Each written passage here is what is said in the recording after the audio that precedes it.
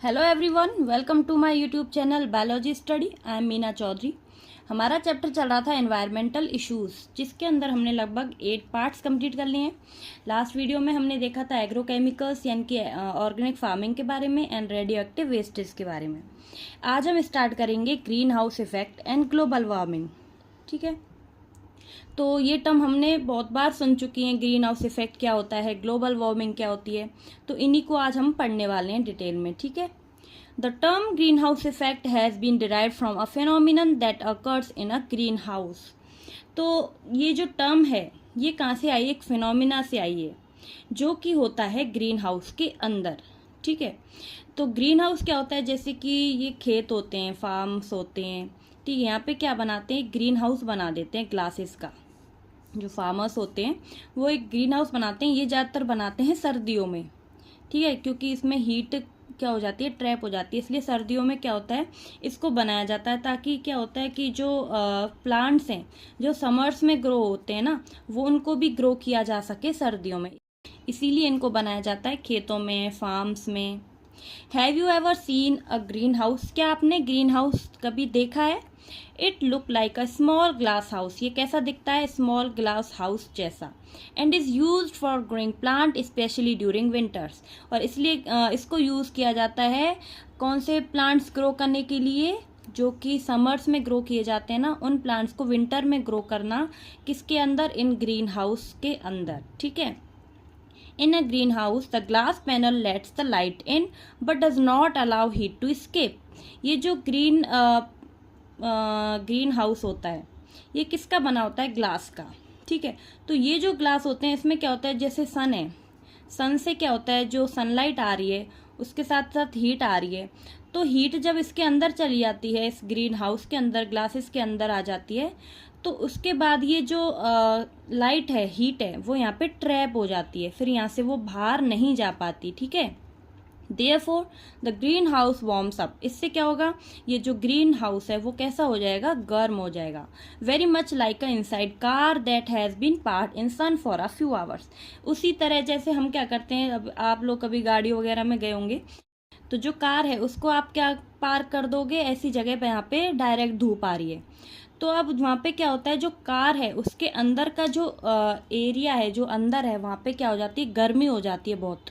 ठीक है, तो ऐसे ही जो गाड़ी है उनमें भी क्या हो रही है, हीट ट्रैप हो रही है अंदर। ऐसे ही ये जो ग्रीन हाउस है इनके अंदर भी हीट ट्रैप हो जाती है। ठीक है, यहाँ से फिर वो एस्केप नहीं हो पाती। अब जैसे क्या होता है, जो एक बार हीट अंदर आ गई, अब एक बार हीट अंदर आ गई इस ग्रीन हाउस के अंदर, तो यहाँ से वो बाहर नहीं जा पाएगी। ठीक है, तो वो जो हीट ग्रीन हाउस के अंदर आ जाती है वो ट्रैप हो जाएगी, और इससे क्या हो जाएगा, जो ग्रीन हाउस है, ये जो ग्रीन हाउस है इसका टेम्परेचर बढ़ जाएगा। ठीक है, अब ये जो टेम्परेचर है, इस इंक्रीज्ड टेम्परेचर की वजह से क्या होगा कि जो प्लांट्स हैं वो इजीली यहाँ पे ग्रो कर पाएंगे, क्योंकि सर्दियों में क्या होता है, लाइट वगैरह कम मिल पाती है, हीट कम मिल पाती है। तो ग्रीन हाउस के अंदर क्या होता है, जब हीट इसके अंदर ट्रैप हो जाएगी, जमा हो जाएगी, तो जो ये प्लांट्स हैं वो अच्छे से ग्रो कर पाएंगे। ठीक है, तो इसमें क्या हो रहा है, हम जो समर वाले प्लांट्स हैं जो कि सिर्फ समर में ही ग्रो होते हैं, उनको भी हम इस ग्रीन हाउस के अंदर ग्रो कर सकते हैं। तो ये ज़्यादातर आपने शायद देखा होगा, बॉटनिकल गार्डन्स वगैरह होते हैं ना, वहाँ पे मैंने तो देखा है कि ग्लास वगैरह का पूरा एक हाउस जैसा बना देते हैं जहाँ पे ये प्लांट्स को ग्रो किया जाता है। ठीक है, तो आपको भी कोई मौका मिले तो आप ज़रूर जाइए देखने के लिए।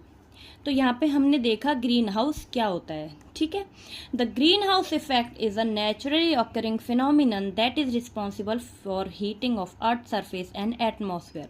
तो ये जो ग्रीन हाउस इफेक्ट है ये क्या होता है, नेचुरली ऑकरिंग फिनोमिना है, जो कि किसके लिए रिस्पॉन्सिबल होता है, जो अर्थ का सरफेस एंड एटमॉस्फेयर है उसको हीट करने के लिए, उसको गर्म करने के लिए रिस्पॉन्सिबल होता है। तो हम क्या बोल सकते हैं कि ये जो अर्थ सरफेस है एंड जो जो एटमॉस्फेयर है उसका जो टेम्परेचर है वो बढ़ रहा है, किसकी वजह से, ये जो ग्रीन हाउस इफेक्ट है इसकी वजह से। You would be surprised to know that without greenhouse effect, the average temperature at surface of Earth would have been a chilly -18 degrees Celsius rather than the present average of 15 degrees Celsius. तो जो हमारा temperature है ना, जिस पे हम लोग जो ऑर्गेनिजम्स हैं वो जिंदा रह पाते हैं, वो टेम्परेचर कितना है, 15 डिग्री सेल्सियस टेम्परेचर। ठीक है। तो आप ये सुन के सरप्राइज हो जाओगे कि हम जो ग्रीन हाउस इफेक्ट है ना, अगर ये ना हो तो जो एवरेज टेम्परेचर है अर्थ सरफेस का वो कितना हो जाएगा, -18 डिग्री सेल्सियस, यानी कि बहुत ठंडा, जिसके ऊपर ऑर्गेनिजम्स जिंदा नहीं रह पाते हैं। ठीक है। तो इससे हम लोग ये समझ सकते हैं कि जो एक ग्रीन हाउस इफेक्ट है ना, वो हमारे अर्थ के लिए बहुत इम्पोर्टेंट है। ठीक है, ज़रूरी है, क्योंकि बिना जो ग्रीन हाउस इफेक्ट है इसके क्या होगा, जो अर्थ का जो एटमॉस्फेयर है, जो वेदर है, टेम्परेचर है, वो कितना हो जाएगा, -18 डिग्री सेल्सियस, जो कि हमारे लिए पॉसिबल नहीं है वहाँ पे जिंदा रहना। तो इसलिए हम लोग ये कह सकते हैं कि जो ग्रीन हाउस इफेक्ट है ना, ये बहुत ज़रूरी है हमारी अर्थ के लिए। ठीक है, क्योंकि अगर ये ना हो तो हमारा जो टेम्परेचर है वो कितना पहुंच जाएगा, -18 डिग्री सेल्सियस तक। It is necessary to know the fate of the energy of sunlight that reaches the outermost atmosphere.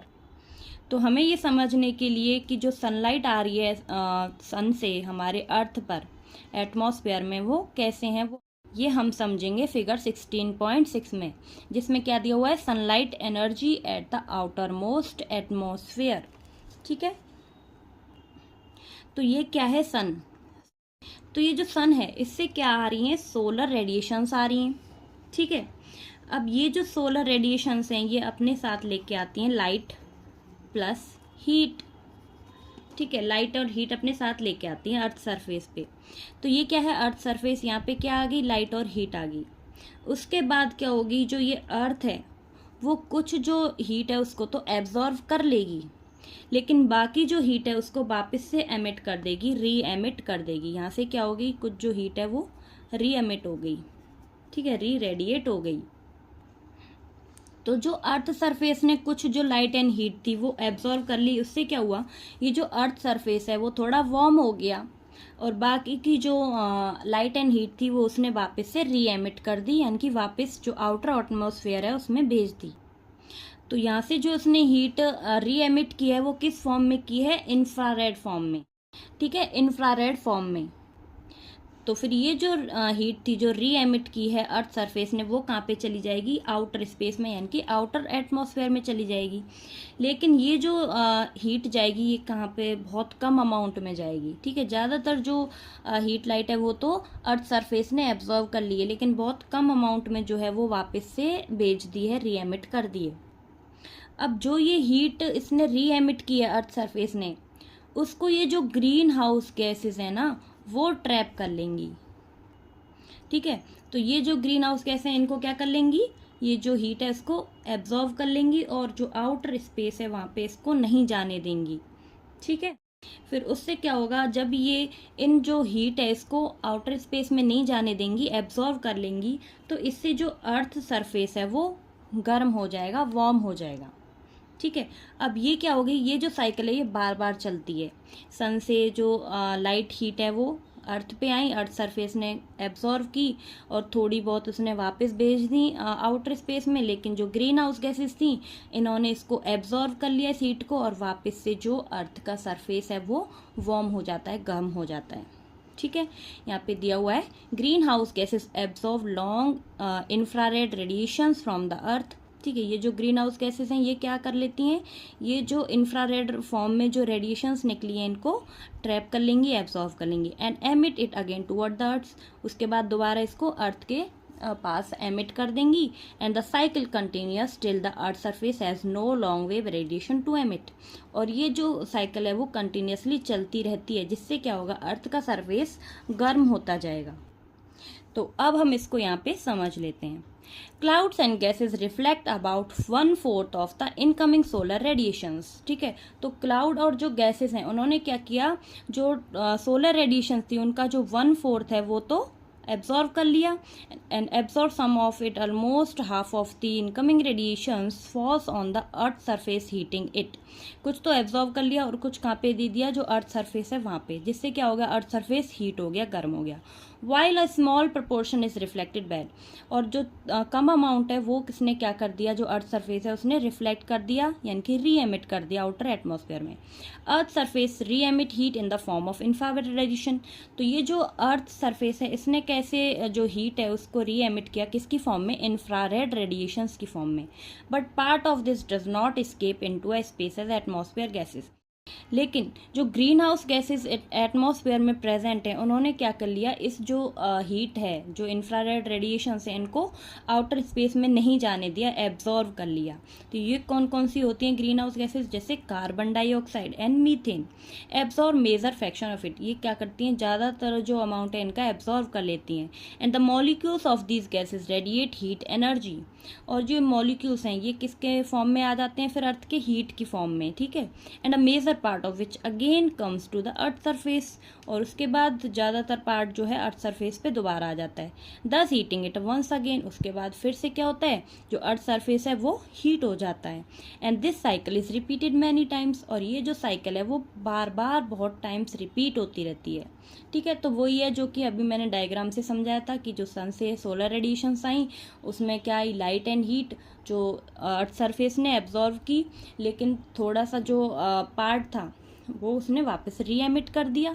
उसके बाद जो ग्रीन हाउस गैसेस थी, उन्होंने इसको इंफ्रारेड जो रेडिएशन फॉर्म है इनको दोबारा से एब्जॉर्व कर लिया और वापस जो अर्थ सरफेस की तरफ एमिट कर दिया, ठीक है। उसके बाद इससे क्या हुआ, जो अर्थ सरफेस है उसका मतलब जो उसका टेम्परेचर था वो बढ़ गया, और जो अर्थ सरफेस है वो वार्म अप हो गया, ठीक है। The above mentioned gases carbon dioxide and methane are commonly known as greenhouse gases. तो ये जो गैसेस हैं, जैसे कि सबसे जो मेजर जो पार्ट है जो कवर कर रही है वो कौन सी है, कार्बन डाइऑक्साइड, एंड सेकंड जो ग्रीन हाउस गैसेस वो कौन सी है, methane. And because they are responsible for the greenhouse effect, क्योंकि ये जो मेजर गैसेज हैं, जो कार्बन डाइऑक्साइड मीथेन है, ये किसके लिए रिस्पॉन्सिबल हैं, ग्रीन हाउस इफेक्ट के लिए। ये ध्यान रहे कि जो ग्रीन हाउस है, जो ग्रीन हाउस इफेक्ट है ना, वो हार्मफुल नहीं है, ठीक है, वो ज़रूरी है हमारी अर्थ के लिए, लेकिन कुछ हद तक, ऐसा नहीं, क्योंकि हर चीज़ की कोई ना कोई लिमिट होती है, ठीक है। ज़्यादा भी नुकसानदायक होता है, कम भी नुकसानदायक होता है, तो हर चीज़ क्या होता है, लिमिट में ही सही रहती है। लेकिन अगर ये जो ग्रीन हाउस इफेक्ट है वो बढ़ता जाएगा तो इससे क्या होगा, ग्लोबल वार्मिंग होगी, ठीक है, जो कि हमारे लिए सही नहीं है। Increase in the level of greenhouse gases shall lead to considerable heating of earth leading to global warming. वही मतलब है कि जैसे ये ग्रीन हाउस गैसेज का लेवल बढ़ेगा तो इससे क्या होगा, अर्थ हीटअप होगी और इससे ग्लोबल वार्मिंग होगी, ठीक है। ग्रीन हाउस गैसेज का लेवल, जैसे ये ग्रीन हाउस गैसेज है इनका लेवल बढ़ा, इसकी वजह से क्या हुआ, ग्रीन हाउस गैसेज का लेवल बढ़ने की वजह से ग्रीन हाउस इफेक्ट बढ़ा, ग्रीन हाउस इफेक्ट की वजह से क्या हुई, ग्लोबल वार्मिंग, ठीक है।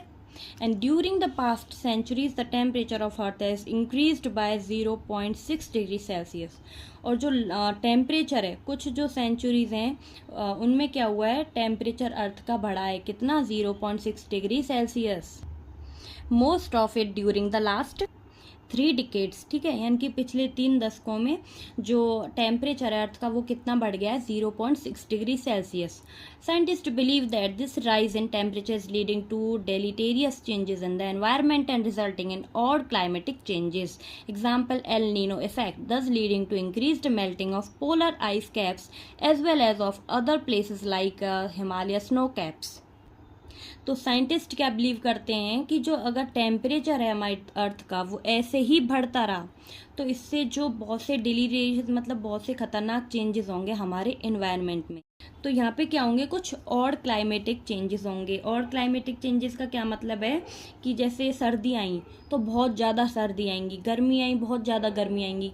अगर मतलब बहुत टाइम तक जो सर्दी का टाइम आ गया फिर भी सर्दी नहीं आ पा रही है, लेट आ रही हैं, गर्मी का टाइम आ गया गर्मी लेट हो रही है। तो ऐसे क्या होते हैं, ये जो चेंजेस होते हैं क्लाइमेट में उसको हम लोग बोलते हैं एल नीनो इफेक्ट।